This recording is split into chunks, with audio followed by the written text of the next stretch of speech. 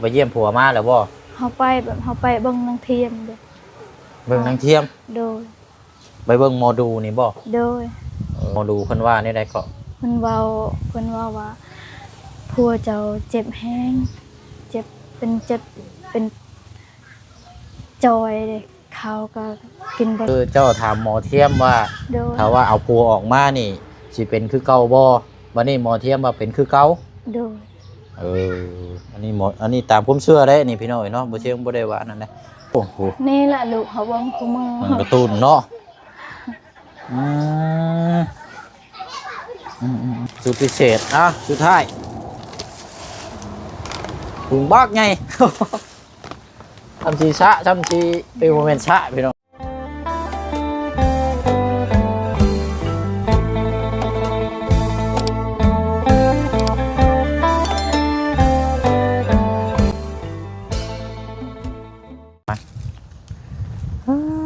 เนาะก็ถือว่า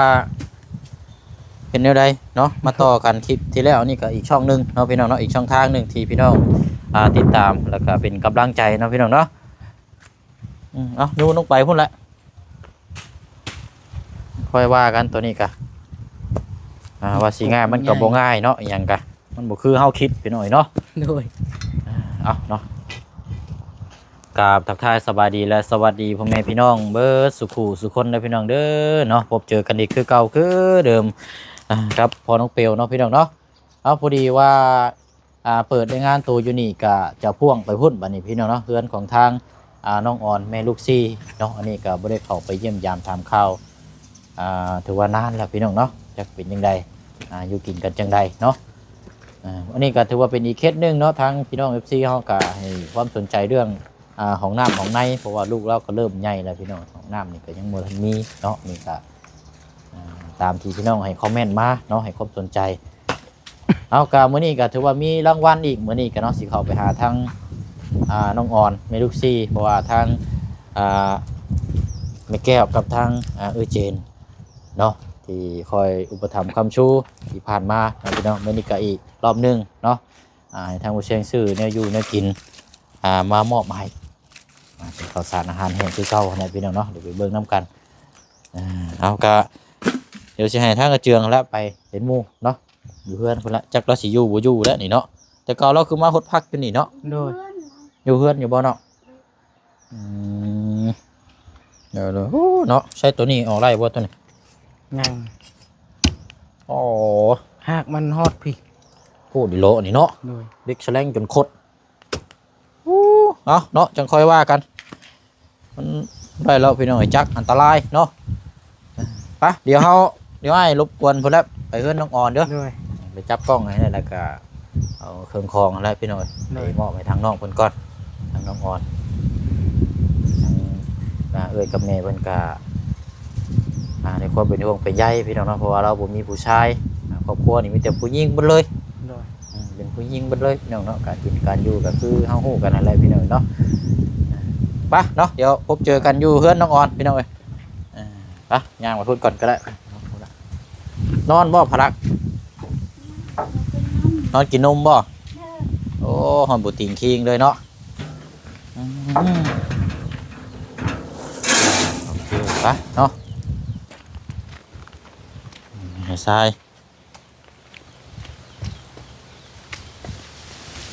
โอ้ยังมาลมแท้นี่ปวดแล้วนี่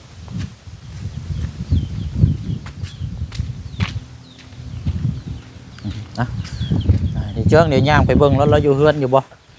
ด้วยเดี๋ยวไอ้สิถอยรถเข้าไปพุ่นเด้อด้วย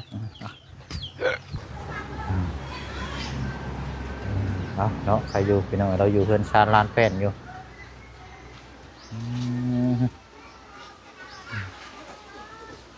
ไปเดี๋ยวเข้ามาไปก่อนแล้วจังมาเอาเครื่องของไปหาเราก่อนโอ้เกือบแทงตาอันนี้ก็เนาะ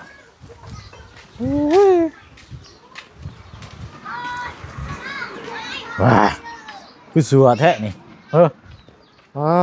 อาบน้ำอยู่บ่นี่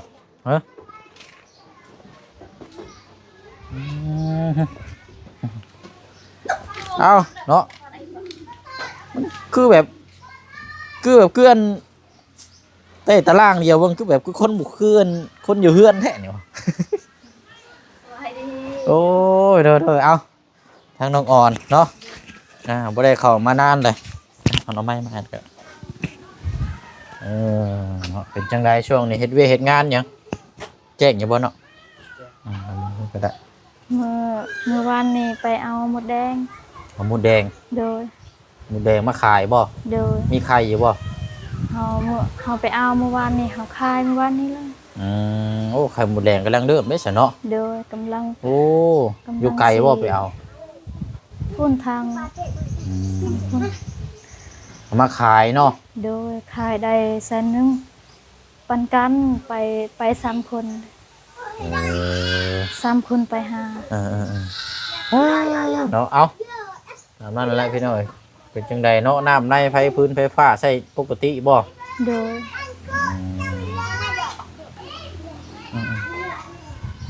เนาะลูกเต้ากับพวกแต่โคบอยู่เป็นจังได๋จะทั้งผัวเจ้าอยู่พุ่นติดต่อมาอยู่บ่ช่วงนี้ บ่ บ่ได้ติดต่อถามข่าวๆด้วยบ่ โดยเฮาไปเบิ่งแล้วอยู่บ้านเฮาจังผัวเฮาก็เทียมว่าผัวเจ้าเจ็บ ใครไปหา เฮานี่ไปเอง อ๋อเจ้าไปเยี่ยมผัวมาแล้วบ่ เฮาไปแบบเฮาไปเบิ่งนางเทียมเด้อ เบิ่งนางเทียม โดย ไปเบิ่งหมอดูนี่บ่ โดย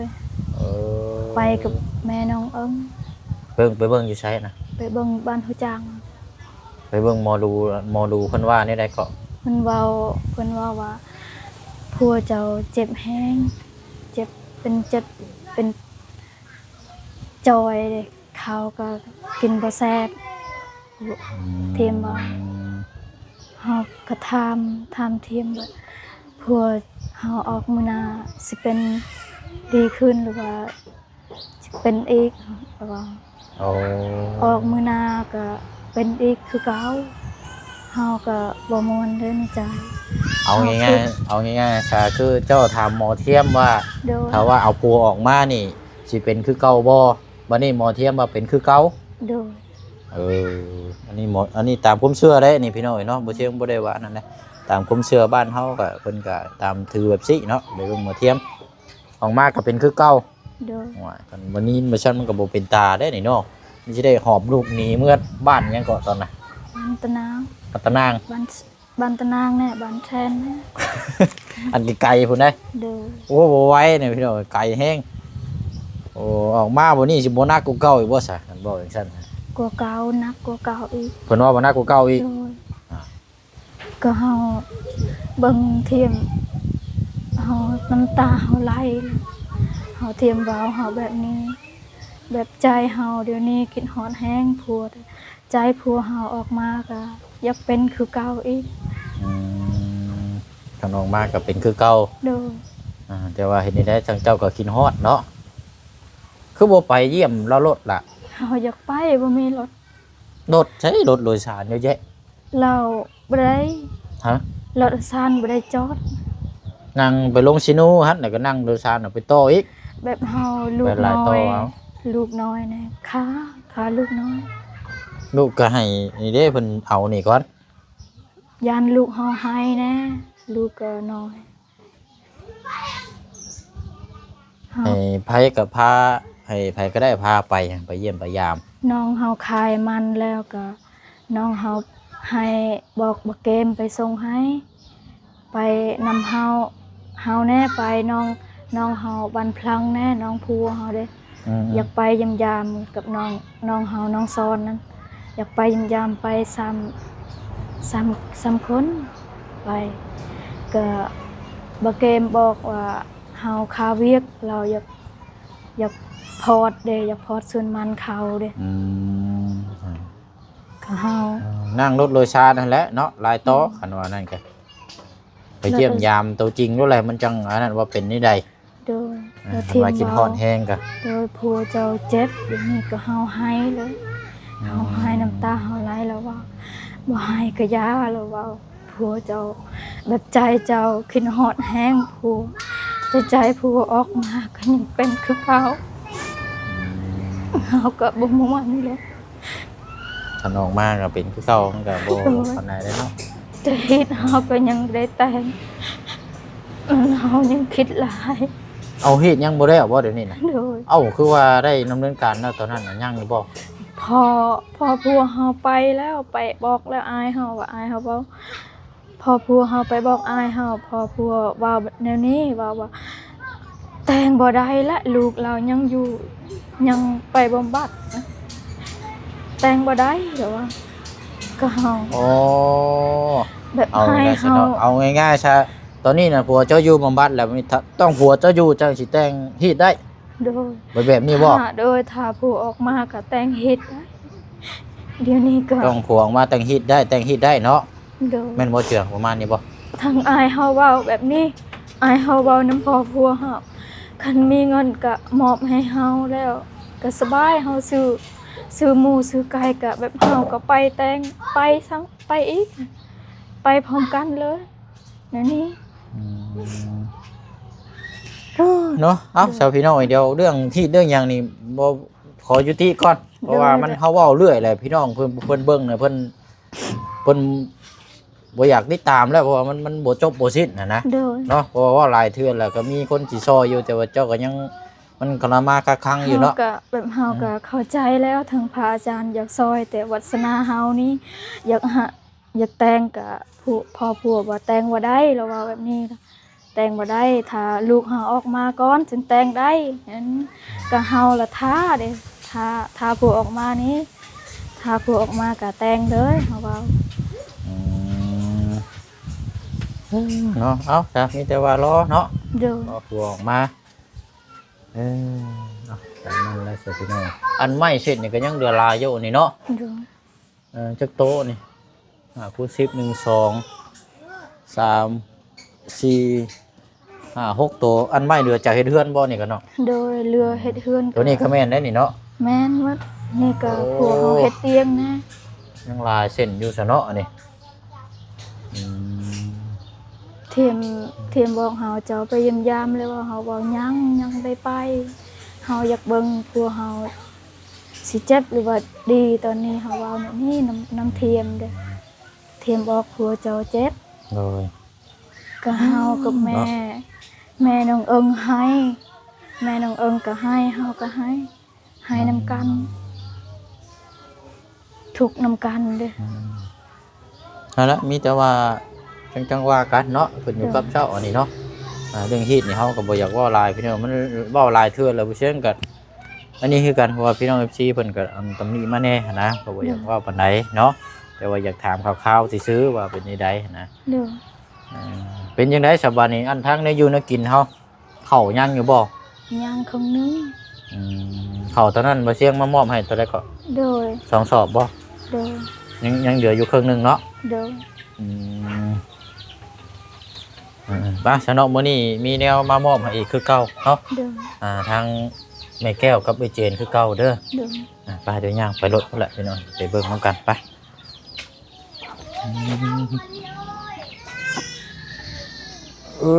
อ่ะ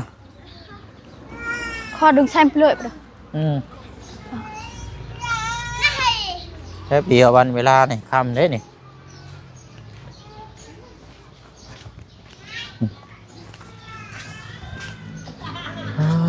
เนาะ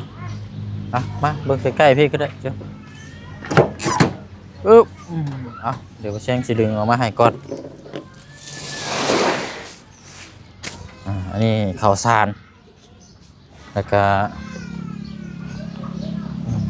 ไข่เนาะไข่มีอยู่5 แตะคือเก่า โดย เพราะว่าลูกจุ่มเจ้านำมากินไข่แล้วมัน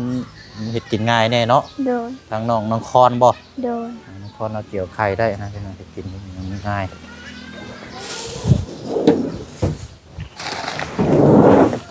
เนาะพระเสนาะมีแต่ว่าเอาโจมใบเตียงนี่ก่อนก็ได้เนาะ โดย เดี๋ยวเจ้าจังก็เอาขึ้นเทิง โดย ว่ากันพี่น้อง เป็นเพิ่งหมดแล้ว ฮะ เป็นเพิ่งหมดแล้ว เอาขึ้นเทิงเลยบ่ขึ้นเทิงเลยมันแล้วบ่ โดย เอาขึ้นเทิงแล้วเนาะ โดย บ่น้องเจืองเด้ขึ้นเทิงเลย ขึ้ บ่ นเจียวแหว บ่สิใช้เจ้าได้ดึง แบบ มาใช่ปะเอามาพี่ก่อนไปใช้น่ะ เฮาไปปูสะก่อน บ่ปูก็ได้บ่ปูก็ได้มารถมาเอาไปธรรมชาติรถมารถบ่ต้องปูหรอก ปลามาพ่นเช้าเจ้า มามันสิคำก่อน เออ เดี๋ยวไปเองเฮามื้อนี่ โอ้ยเนาะไป้าสาวลุยเดี๋ยวขึ้นไปเบิ่งน้ำกันอยู่เทิงพอแล้วอันนี่แหละโจมตัวนี้แหละย้อนไปขึ้นไปเทิงพุ่นละโจมนุกตูดมานำนี่เด้อไปขึ้นไปเทิงพุ่นละได้บ่ฮะ ได้อยู่ เอาลง ดึงไปเลย ไป ไหนได้หนึ่งไหนสิได้ใส่คนอาบนี่คือละอ่อน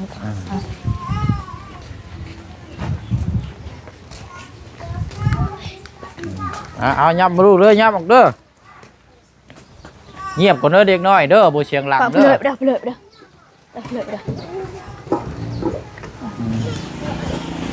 น้องอ้อนนะมาเอาพี่เรามาหับเอาน้ำมันเนี่ยโอเคยังมีอีกเด้อแล้วจะลงไปเอาอีกเด้อ โดย ไปเดี๋ยวไปเอาเพิ่นละไปโอ้ยพาน้องลงไปดินลุ่มพ้นก็ดุกไประวังเด้อตกเขื่อนได้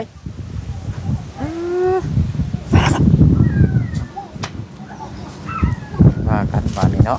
เจ้ามาจับคือเก่าเจ้า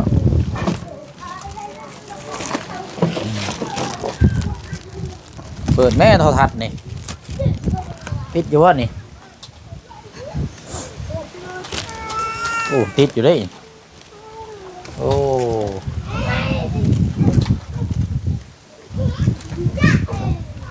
เบิ่งรุ่นนี่สมัยแต่ก่อนนี่โอ้ย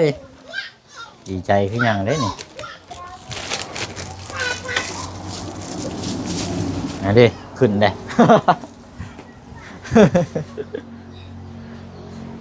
โอ้ใช้กดเบิ่งอยู่ได้น้องวันนี้เบิ่งได้อยู่บ่ ได้ กดอันนี้บ่ โดย ลองมาก่อนเถอะ เฮาอยากเอาไว้อยู่ในแต่ใส่ยางบ่ได้ยาว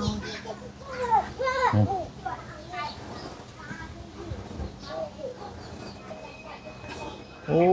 โห นี่แหละลูกเขาเบิ่งคู่มือ มันการ์ตูนเนาะ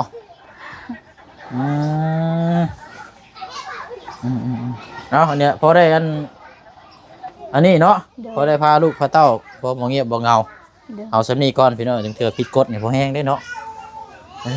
เอาเนาะเดี๋ยวเบิ่งน้ำกันเนาะมื้อนี้มีอย่างแน่อันนี้ไข่อันนี้ใส่กรอกเด้อใส่กรอกยังแข็งๆปกเลยพี่น้องซองคุง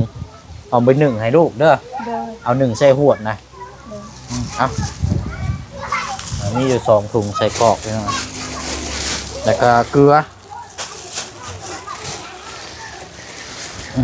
นะแล้วก็นมขนมน้ำทุกอย่างนี่เอาไว้ใส่ต่อเข้าใจ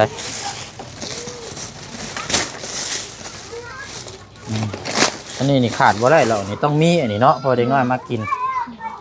โอ้เนาะคือเสียงหลังแท้นี่บ่เอาสต็อปก่อนก็ได้สมมุตินี่อันนี้ว่าแปรงฟันนี่บ่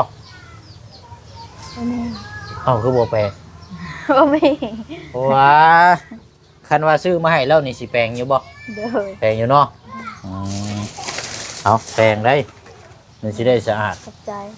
แรกอันนี้สบู่อันนี้เด้อ เด้อ สบู่ซุกโตมีอยู่กับหนึ่งอันนี้เอายาสีฟันอันนี้เด้อของตัวนี้เด้อ เด้อ อันนี้น้ำยาล้างถ้วยเนาะสันไลนี่เอาซาหัวให้ลูกให้เต้า ขอบใจ ฉันโน้ทำเป็นอะไรมันมีเห่าได้หมดซะน่ะเด้อให้ลูก เด้อ เวลาลูกอาบให้กับเจ้าซะเด้อซาใส่ละลายเอาอันนี้ปลาเด็กปลาร่า2 ขวดน้ำปลาอันนี้ก็น้ำมันสากระป๋องอ่ะนี่น้ำตาลเต็งนัวสูตรพิเศษอ่ะสุดท้าย ถุงบักไง ทำชีชะทำชีเป็นโมเมนต์ชะพี่น้อยซักเนาะซักเสื้ออย่าไปชะผมเลยเนาะ แม่คันหัวไปคืออันน้องไปช้างแลนอยู่บ้านช้างเข้าไปตอนนั้นนะเราเอาเพปอันนี้เนี่ยไปชะผมให้ลูกเป็นลูกหากระเกิดป้าแดงเบิดไปได้ต้นลูกแล้วก็เอาเมียบ้านนี่แหละเมียเราน่ะบ้านปะเชียวะปะเชียน้อยวะ เชี่ย ปะเชียบ่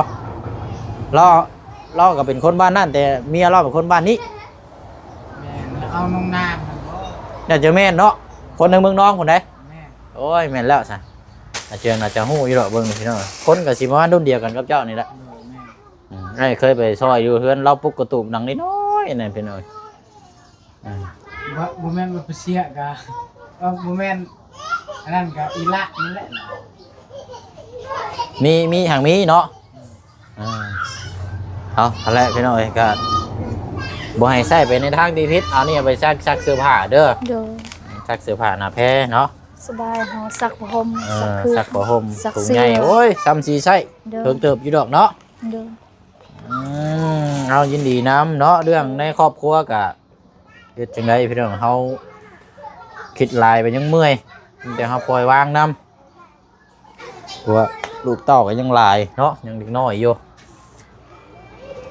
และมีโอกาสก็ไปเยี่ยมไปยามเราเนาะ โดย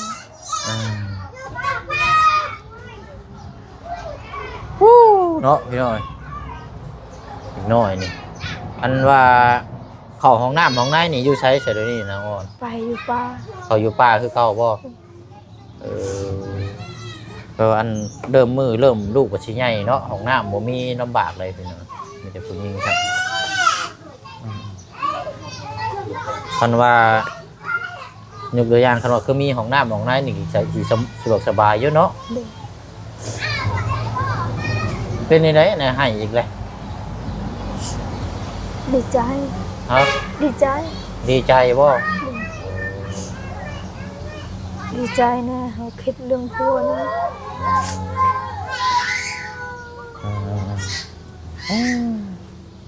เอาเป็นนี่ได้อันนี้เนาะบอกเด็กน้อยก่อนก็ได้แป๊บนึงเอาจังใดก็หันแล้วสู้ๆเนาะเป็นหน่อยมีแต่ว่าหันแล้วปากขอบมุกขอบใจทั้ง โดย แม่แก้วกับทั้งวิเจนเด้อที่คนยศซอยเนาะถือว่าโอ้ล้ารอบหลายเทื่อเลยพี่น้องเนาะ ขอบคุณ วันนี้ ขอบ อีก คุ ร ณ อบหนึงเนาะ เอ้ยแก้วกับแม่เจนหลายๆเด้อที่พัก